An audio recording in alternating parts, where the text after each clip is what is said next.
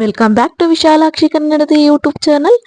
Karna serial ಮೂಲಕ ಕನ್ನಡಿಗರ ಮನೆಮಗನಾಗಿ ಗುರುತಿಸಿಕೊಂಡಿರುವ ಕಿರಣ್ ರಾಜ್ ಅವರಿಗೆ ರಾಜ್ಯಾದ್ಯಂತ ಅಪಾರ ಅಭಿಮಾನಿಗಳಿದ್ದಾರೆ. ಇದೀಗ ಕಿರಣ್ ರಾಜ್ ತಮ್ಮ ಸೆಲೆಬ್ರಿಟಿ ಕ್ರಶ್ ಬಗ್ಗೆ ಮೊದಲ ಬಾರಿಗೆ ತುಟಿ ಬಿಚ್ಚಿದ್ದಾರೆ. ಕಿರಣ್ ರಾಜ್ ಈ ಬಗ್ಗೆ ಹೇಳಿದ್ದೇನು ಅಂತ ನೋಡೋದಾದ್ರೆ, ಜಿ ಕನ್ನಡ ವಾಹಿನಿಯಲ್ಲಿ ಪ್ರಸಾರವಾಗುವ ಕರ್ಣ ಸೀರಿಯಲ್ ಇದೀಗ ರೋಚಕ ಘಟ್ಟ ತಲುಪಿದ್ದು, ಕರ್ಣ ತನ್ನ ಆಸ್ತಿಯನ್ನು ನಿತ್ಯಾ ಹೆಸರಿಗೆ ರಿಜಿಸ್ಟರ್ ಮಾಡಲು ಮುಂದಾಗುವ ಮೂಲಕ ಎಲ್ಲರಿಗೂ ಶಾಕ್ ಕೊಟ್ಟಿದ್ದಾನೆ.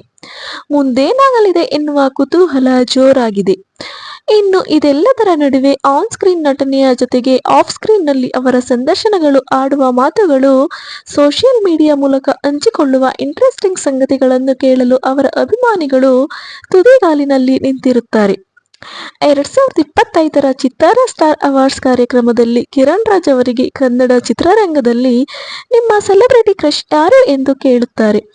ಆಗ ಕಿರಣ್ ರಾಜ್ ಮತ್ತೊಮ್ಮೆ ಸ್ಮಾರ್ಟ್ ಉತ್ತರದ ಮೂಲಕ ಗಮನ ಸೆಳೆದಿದ್ದಾರೆ.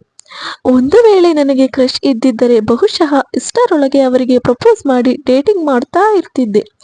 ನನಗೆ ಕನ್ನಡ ಚಿತ್ರರಂಗವೇ ಕ್ರಶ್ ಎಂದು ಕಿರಣ್ ರಾಜ್ ಜಾಣ್ಮೆಯ ಉತ್ತರ ನೀಡಿದ್ದಾರೆ.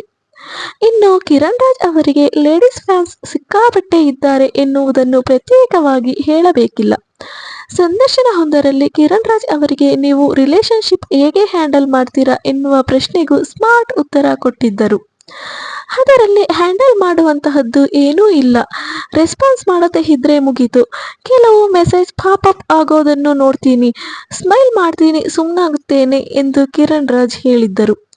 ಸೊ ಈ ವಿಡಿಯೋ ತಮ್ಮೆಲ್ಲರಿಗೂ ಇಷ್ಟ ಆಗಿದೆ ಅಂತ ಭಾವಿಸ್ತೀನಿ. ಸೊ ಈ ವಿಡಿಯೋ ಇಷ್ಟ ಆಗಿದ್ರೆ ವಿಡಿಯೋಗೆ ಲೈಕ್ ಮಾಡಿ, ಶೇರ್ ಮಾಡಿ, ಹಾಗೆ ನಿಮ್ಮ ಅನಿಸಿಕೆ ಅಭಿಪ್ರಾಯಗಳನ್ನ ಕಮೆಂಟ್ ಮೂಲಕ ತಿಳಿಸಿ. ಹಾಗೆ ಇನ್ನು ಯಾರು ವಿಶಾಲಾಕ್ಷಿ ಕನ್ನಡದ ಯೂಟ್ಯೂಬ್ ಚಾನಲ್ನ ಸಬ್ಸ್ಕ್ರೈಬ್ ಮಾಡ್ಕೊಂಡಿಲ್ಲ, ದಯವಿಟ್ಟು ಚಾನಲ್ನ ಸಬ್ಸ್ಕ್ರೈಬ್ ಮಾಡ್ಕೊಳ್ಳಿ ಅಂತ ಹೇಳ್ತಾ ವಿಡಿಯೋನ ಎಂಡ್ ಮಾಡ್ತಾ ಇದ್ದೀನಿ. Thank you.